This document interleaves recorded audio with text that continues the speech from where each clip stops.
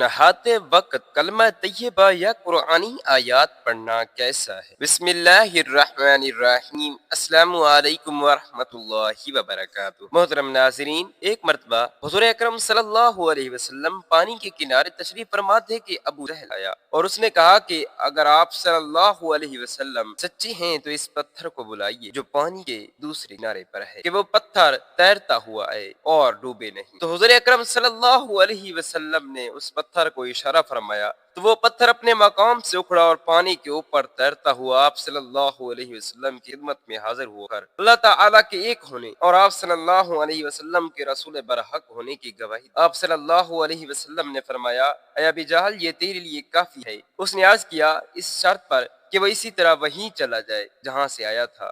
آپ صلی اللہ علیہ وسلم نے واپس لوٹنے کا اشارہ فرمایا، وہ پتھر وہیں اپنی جگہ چلا گیا۔ حضرت جابر رضی اللہ تعالی عنہ فرماتی ہیں کہ میں بیمار تھا تو حضور اکرم صلی اللہ علیہ وسلم حضرت صدیق اکبر رضی اللہ تعالی عنہ کو لے کر پیدل میری عیادت کے لیے تشریف لائے اور مجھے بے ہوش پایا۔ حضور اقدس صلی اللہ علیہ وسلم نے فرمایا اور وضو کا پانی مجھ پر ڈال دیا۔ میں ہوش میں آیا تو حضور اقدس صلی اللہ علیہ وسلم کو اپنے پاس موجود پایا۔ پیارے دوستو، نہاتے وقت بسم اللہ یا کلمہ طیبہ پڑھنے کا عمل اسلامی تعلیمات اور آداب کے لحاظ سے ایک بابرکت اور نیک عمل ہے۔ بسم اللہ پڑھنے سے انسان خود کو اللہ کی حفاظت میں محسوس کرتا ہے۔ اسلامی عقائد کے مطابق ہر اچھا عمل بسم اللہ سے شروع کرنا سنت ہے اور اس سے اللہ تعالیٰ کی رحمت اور برکت شامل ہو جاتی ہے۔ کلمہ طیبہ پڑھنے سے انسان کی نیت درست ہو جاتی ہے اور وہ غسل کو نہ صرف جسمانی صفائی بلکہ روحانی صفائی کا ذریعہ بنا کر استعمال کرتا ہے۔ اللہ کا ذکر نہ صرف پاکی کے عمل کو عبادت بناتا ہے بلکہ ایمان کو تازہ کرنے کا سبب بھی بنتا ہے۔ حدیث شریف میں آتا ہے کہ بسم اللہ پڑھنے سے شیطان دور ہو جاتا ہے۔ اس طرح نہاتے وقت بسم اللہ پڑھنے سے انسان شیطان کے وسوسوں سے محفوظ رہتا ہے اور اس کا دل اللہ کی طرف متوجہ رہتا ہے۔ بسم اللہ اور کلمہ طیبہ پڑھنا ایک مسلمان کو اندرونی سکون فراہم کرتا ہے اور اسے یاد دلاتا ہے کہ وہ اللہ کے بندے ہیں۔ نہانے کے دوران یہ اذکار پڑھنے سے دل کو سکون اور روح کو تازگی ملے۔ اگر غسل خانہ ایسا ہے جہاں ادب و احترام کا پاس رکھا جا سکے تو بسم اللہ اور کلمہ طیبہ آہستہ سے یا دل میں پڑھنا افضل ہے۔ عام طور پر غسل خانہ ایسی جگہ پر ہے جہاں ذکر آہستہ یا دل میں کرنا بہتر سمجھا جاتا ہے۔ کلمہ طیبہ پڑھنا ایمان کی تازگی کا باعث ہے اور اللہ پر توکل بڑھتا ہے۔ اس سے انسان کا دل مضبوط ہوتا ہے اور وہ مشکلات سے نجات پانے کا احساس کرتا ہے۔ بسم اللہ اور کلمہ طیبہ کے ذکر سے انسان کو ذہنی سکون ملتا ہے اور اس کی روزمرہ زندگی میں آسانیاں پیدا ہوتی اور پریشانیاں وہ کم محسوس کرتا ہے۔ نہاتے وقت بسم اللہ یا کلمہ طیبہ پڑھنے سے انسان جسمانی پاکیزگی کے ساتھ روحانی پاکیزگی بھی حاصل کرتا ہے۔ یہ اذکار اللہ کی برکتیں حاصل کرنے، دل کے سکون،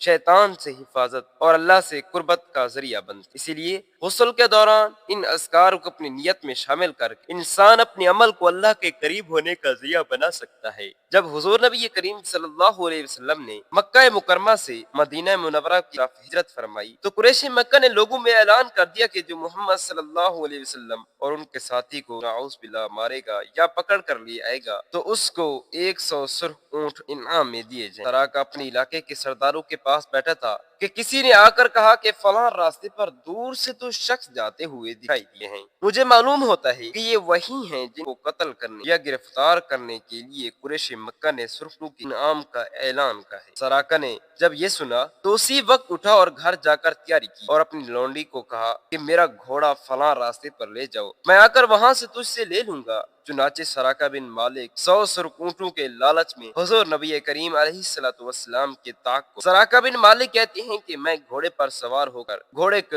سر پر دوڑاتا ہوا آپ صلی اللہ علیہ وسلم کے قریب پہنچ گیا۔ جو ہی آپ علیہ الصلوۃ والسلام کے قریب پہنچا تو میرا گھوڑا سر کے بل گر پڑا اور میں زمین پر گر گیا۔ میں اٹھا اور دوبارہ گھوڑے پر سوار ہو کر گھوڑے کو دوڑایا۔ جب میں حضور نبی کریم صلی اللہ علیہ وسلم کے قریب پہنچا تو تلاوت قرآن حکیم کی آواز سنائی دی۔ حضرت ابوبکر صدیق رضی اللہ تعالی عنہ عرض کی، یا رسول اللہ صلی اللہ علیہ وسلم، دشمن تعاقب کرتے کرتے سر پر پہنچا ہے۔ آپ علیہ الصلوۃ والسلام نے فرمایا، تم کچھ نہ کرو، بے شک اللہ تعالی ہمارے ساتھ ہے۔ کہتے ہیں کہ میرے گھوڑے کی اگلی ٹانگیں زمین میں پھنس گئی اور میں گھوڑے کی پشت سے کر زمین پر کیا اور میں نے گھوڑے کو مارا تاکہ گھوڑا اٹھے، لیکن زمین جو کہ سخت اس نے گھوڑے کو نہ چھوڑا اور گھوڑا اپنی ٹانگیں باہر نہ نکال سکا۔ حتیٰ کہ حضور نبی کریم صلی اللہ علیہ وسلم نے میری طرف نگاہ فرمائی۔ اس وقت میرے اور حضور علیہ الصلوۃ والسلام کے درمیان تقریباً 1 یا 2 نیزے کا فاصلہ تھا۔ حضور اکرم صلی اللہ علیہ وسلم نے فرمایا، اے اللہ تعالی ہمیں اس کے اس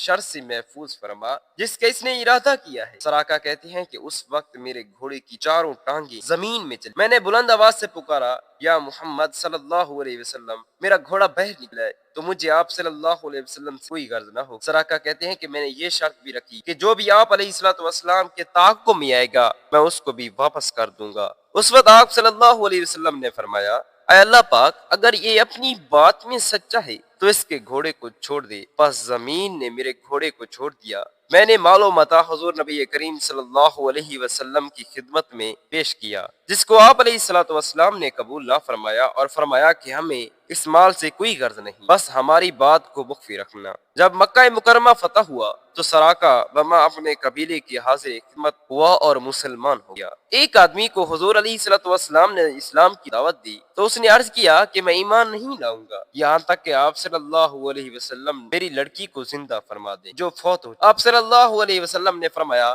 کہ مجھے اس کی قبر دکھاؤ۔ اس نے عرض کی، یا رسول اللہ صلی اللہ علیہ وسلم، اس کی قبر وہ ہے۔ ایک روایت میں آتا ہے کہ اس نے عرض کیا کہ میں نے اس لڑکی کی میت کو وادی میں پھینک دیا۔ اس پر آپ صلی اللہ علیہ وسلم نے فرمایا کہ مجھے وہ وادی دکھاؤ۔ اس نے وہ قبر یا وادی آپ صلی اللہ علیہ وسلم کو دکھائی۔ آپ نے اس چھوٹی سی لڑکی کو آواز دی۔ اس لڑکی نے جواباً عرض کیا، لبیک۔ آپ علیہ الصلوۃ والسلام نے فرمایا کہ کیا تو پسند کرتی ہے کہ دنیا میں آ جائے؟ اس نے عرض کیا، یا رسول اللہ صلی اللہ علیہ وسلم، میں دنیا میں آنا پسند نہیں کرتی کیونکہ میں نے آخرت کو دنیا سے بہتر پایا ہے۔ تو آپ صلی اللہ علیہ وسلم نے فرمایا کہ تیرے والدین ایمان لا چکے ہیں، اگر تو چاہے تو تجھے ان کے پاس واپس لاتے ہیں۔ اللہ تعالیٰ سے دعا ہے کہ اللہ تعالیٰ ہمیں ان احادیث پر عمل کرنے کی توفیق عطا فرمائے اور ہمارا خاتمہ بالخیر فرمائے۔ اگر آپ کو ویڈیو اچھی لگی ہے تو اس ویڈیو کو لائک کریں، شیئر کریں اور چینل کو سبسکرائب کرنا مت بھولیں، کیونکہ ہر نئی آنے والی ویڈیوز کا نوٹیفیکیشن آپ کو بر وقت ملتا رہے۔ اللہ حافظ۔